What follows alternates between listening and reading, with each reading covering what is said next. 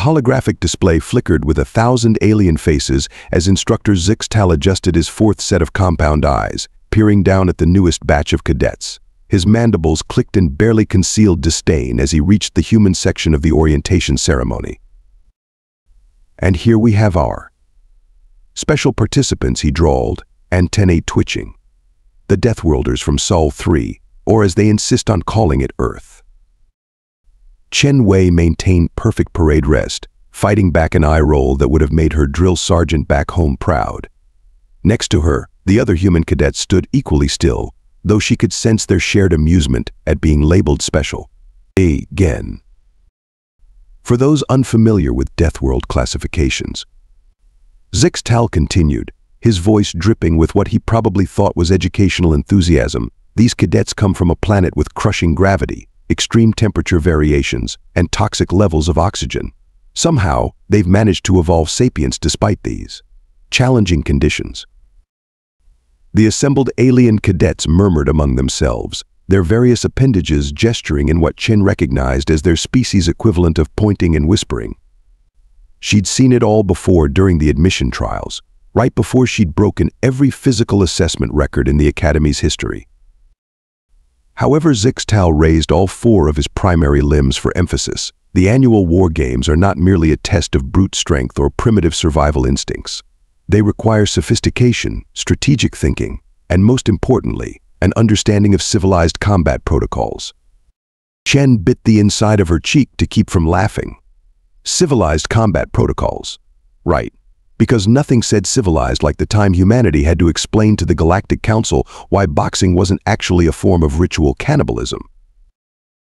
The massive amphitheater's environmental controls pumped out another blast of what the Academy considered standard atmosphere, a mix that felt like trying to breathe through a wet blanket to human lungs.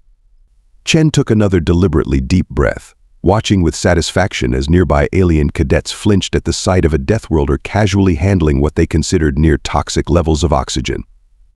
Remember, Zixtal concluded, his tone suggesting he was bestowing great wisdom. These games have stood for 3,000 cycles as the galaxy's premier test of military excellence. No team has ever completed the challenges in less than 6 hours.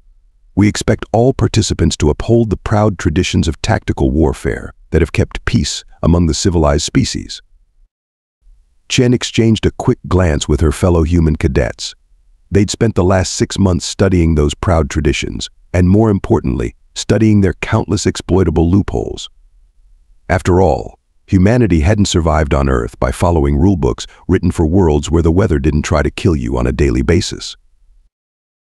The war games were about to get a crash course in Deathworlder innovation. Whether they were ready for it or not, the briefing room buzzed with an orchestra of alien sounds as representatives from 23 species arranged themselves according to atmospheric requirements.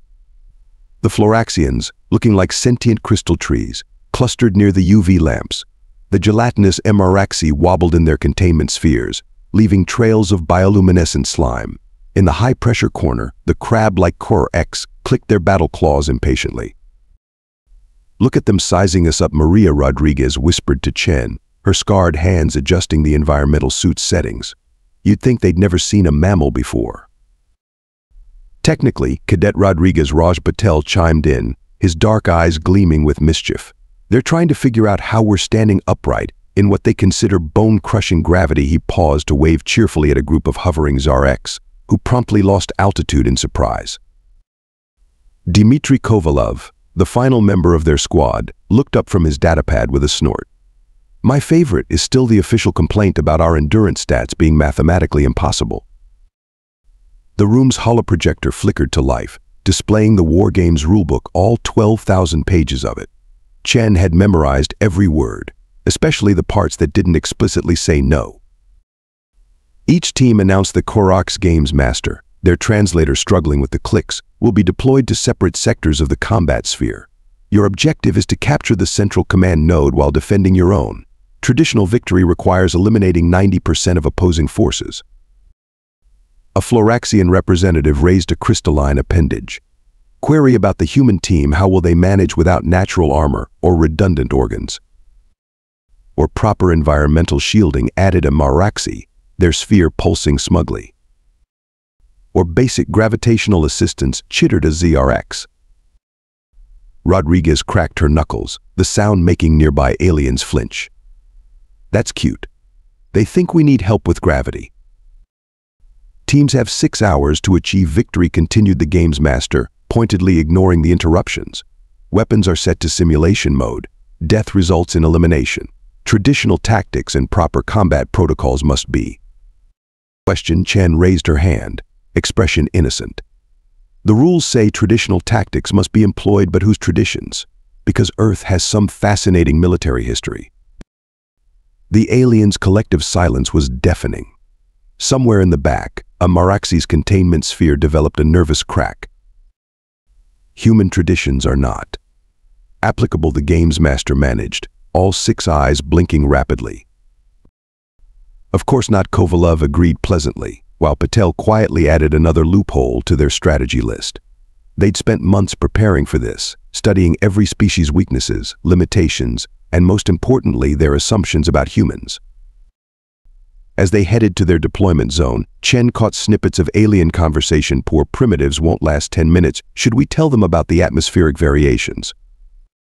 Chen smiled. Let them talk. They'd learn soon enough why humans had not only survived but thrived on a planet that would kill most species in seconds. The war games were about to get a lesson in Deathworlder ingenuity, and their instructors wouldn't know what hit them. Remember Sergeant Lee's survival course? Chen asked, spreading the holographic map across their prep room table. The other cadets groaned in unison. 3 weeks in the Himalayas with nothing but a paperclip, and Spite, Rodriguez said, grinning. Good times. That's exactly why we're going to win this, Patel said, highlighting key points on the map. While they were learning proper protocols, we were learning to improvise. Kovalev pulled up the environmental readings. They've programmed the combat sphere with 17 different atmospheric zones, probably expecting us to get trapped in the high-pressure sections. Chen's mind flashed back to their Earth training. Sergeant Lee standing in the snow, his voice cutting through the blizzard. You think the enemy's going to give you perfect conditions? You think they'll play fair? The universe doesn't care about fair. It cares about who survives.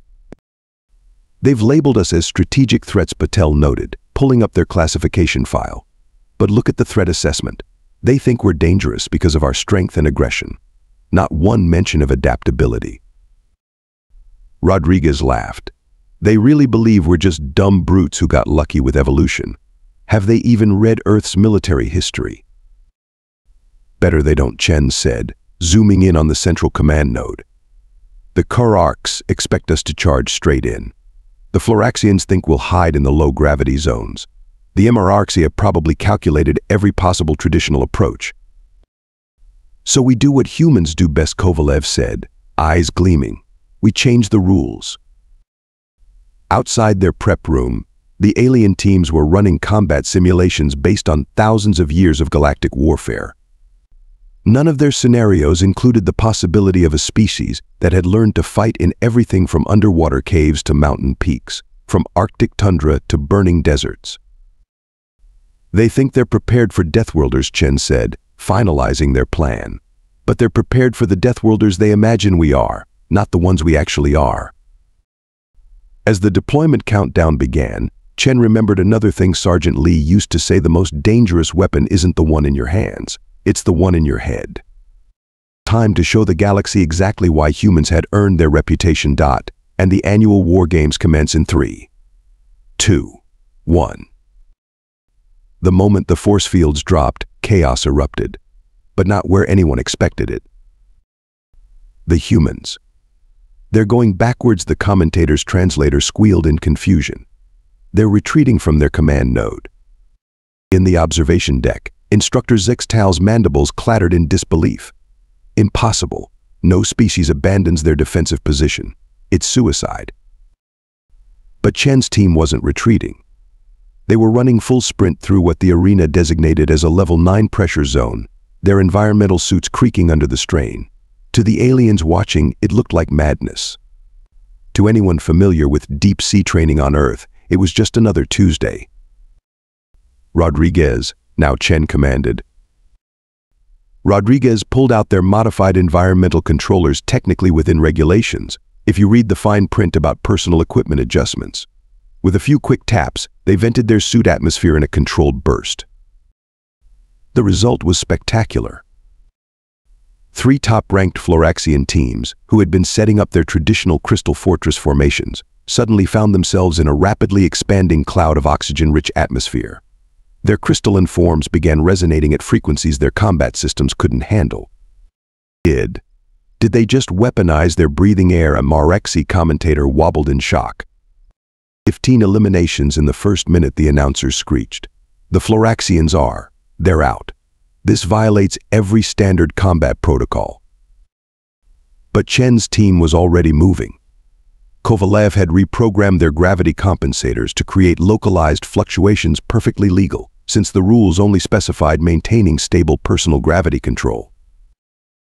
The ZRX teams, confident in their aerial superiority, never saw it coming. One moment they were executing textbook high-altitude maneuvers. The next, they were caught in artificial gravity wells that sent them spiraling into each other. They can't. The commentator was losing coherence. The humans are using gravitational warfare. In 3-dimensional space. Patel, meanwhile, had reached the Karak's defensive line. The crab-like warriors raised their shields, expecting a frontal assault. Instead, Patel threw down a handful of small objects. Are those ball bearings? Instructor Zextal squinted. The Kararx, with their perfectly evolved combat legs, suddenly found themselves sliding uncontrollably. Their sophisticated battle formations dissolved into a comedy of flailing limbs and clicking curses. 3 minutes into the games, the main announcer declared, voice trembling, and we've lost 37% of the competitors. The humans have eliminated 3 of the top-ranked teams without firing a single traditional shot. In the command center, officials frantically reviewed the rule books. Everything the humans had done was technically legal. Unconventional, unprecedented, and utterly terrifying, but legal. They're not even using standard tactics, a Marexi observer protested. Where's the proper formation? The respect for traditional battle lines? Chen's voice crackled over the general comm. Yeah, about those traditions? On Earth, we have a saying, tradition is just peer pressure from dead people. The remaining alien teams watched in horror as the human squad regrouped, their environmental suits covered in crystalline dust and artificial gravity distortion fields rippling around them. They weren't even breathing hard. The games had barely begun. The remaining alien teams had fallen back to defensive positions, frantically trying to predict the humans' next move. Their tactical displays showed nothing but contradictory data. The human life signs seemed to be everywhere and nowhere at once. They're in the walls, a Marexi commander transmitted, their gelatinous form quivering. How are they in the walls? They weren't, of course. But Chen's team had learned that fear was as effective as any weapon. They'd synchronized their suit signatures to match the arena's background radiation, a trick learned from hunting in Earth's deep caves. Did you know, Rodriguez's voice echoed through all channels, that Earth spiders can hold their breath for hours, just sitting in the dark, waiting? The ZRX teams immediately shifted their sensors to scan the ceiling, exactly as planned. Interesting fact about Earth oceans, Patel added casually. There's always something bigger in the deeper dark. The Marexi formations tightened nervously, their bioluminescence flickering. Kovalev had reprogrammed their communication systems to bounce off the arena's walls, making it impossible to pinpoint their location. To the aliens, it seemed like the humans were omnipresent, their voices coming from everywhere at once. Hey Chen, Rodriguez called out, voice echoing. Remember that training exercise in the Australian outback? The one where everything was venomous. Everything on their planet is venomous, a Corex commander chittered nervously. Chen smiled as she watched the alien team's formations becoming increasingly erratic. They were so focused on looking for hidden threats that they'd completely lost strategic coherence. You know what's fascinating about Earth weather, Patel broadcast? Sometimes the air itself tries to kill you. We call them tornadoes. The humans had spent months studying each species' cultural fears and biological limitations. The Marexi feared sudden pressure changes. The ZRX were terrified of orbital disturbances. The KRX couldn't handle the concept of unpredictable terrain. Earth had trained humans to handle all of these and worse. They're using psychological warfare, an official protested. This isn't a proper military engagement. Actually, Chen responded, her voice seemingly coming from within the official's own booth. Earth military history suggests this is exactly proper military engagement. We just had better teachers than most. Their teachers had been Earth's countless environments, each demanding different survival strategies. Mountains that could kill with thin air and cold. Deserts that could bake or freeze. Oceans that could crush or drown. Forests where a single misplaced step meant death. Every environment they'd simulated in the arena was child's play compared to an average day on Earth. Ready for Phase 2? Chen asked her team. The gravity bomb? Rodriguez grinned. They're going to hate this. The central command node loomed before them, its defenses bristling with the remaining alien teams. Chen surveyed the scene through her helmet's display and smiled. Time for some creative repurposing, she said, detaching her suit's atmospheric processor. Rodriguez? Already on it. Rodriguez had disassembled her gravity compensator, rewiring it to the processor. The combination shouldn't have worked, at least according to galactic engineering principles. But Earth engineers had long since learned that shouldn't was just another word for try harder. They've sealed all approaches, Kovalev reported, watching the aliens reorganize their defenses. Triple-layered barriers, automated defense systems, the works. Perfect, Chen said. Patel? Patel had already started climbing the wall. Straight up, in what the arena classified as double-standard gravity. The observers' tracking systems began glitching, unable to process what they were seeing. Impossible. Echoed through the command center. Their bone density can't support that kind of strain. Fun fact about human bones, Patel broadcast as he reached the ceiling. They get stronger under stress. We call it Wolff's Law. The aliens were so focused on Patel's gravity-defying climb that they missed Rodriguez and Kovalev's modified device sliding across the floor. When it activated, the resulting gravitational pulse sent the carefully layered defenses crashing into each other. Chen sprinted through the chaos, her muscles burning in what most species would consider lethal exertion. But humans had evolved as persistence predators, and right now, she was proving why. The command node's final defense layer activated, flooding the chamber with what the aliens considered toxic atmosphere. Chen took a deep breath of the enriched oxygen and grinned. Thanks for the performance boost, she said, punching through the last barrier. Game over. The arena's systems froze, unable to process what had just happened. The humans had not only reached the command node, they'd done it in under 15 minutes. And they weren't even winded. 14 minutes and 37 seconds, the game's master announced, all 6 eyes blinking rapidly. The previous record was 6 hours and 12 minutes. The silence in the observation deck was absolute. Even the MRXE had stopped wobbling. Instructor Zextal's mandibles worked soundlessly as Chen's team stood at attention, their environmental suits still smoking slightly from the final push. Behind them, the command node's displays showed the impossible statistics: 27 eliminations without a single casualty, total mission success, and complete objective domination. But you didn't follow any of the established protocols, a Floraxian official finally managed. We followed every rule in the book, Chen replied, pulling up the regulations on her datapad. We just didn't follow your assumptions about those rules. The military delegation huddled together, their universal translators struggling with the rapid exchange of alarmed observations. Finally, the High Commander stepped forward. It seems, they said slowly, we have greatly misunderstood the nature of Deathworld adaptation. We saw your physical capabilities as your primary advantage. When really, Rodriguez added, it's our ability to think outside the box. Mainly because on Earth, the box is probably trying to kill you.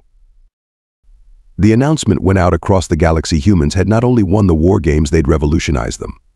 Applications from alien military organizations for joint training exercises flooded in. Everyone wanted to learn from the Deathworlders now. As Chen's team departed the arena, Instructor Zextal approached them, his posture notably more respectful. "I must ask," he said, "how did you know all your tactics would work?" Chen smiled. "On Earth, we have a saying, adapt or die. We just got very, very good at adapting."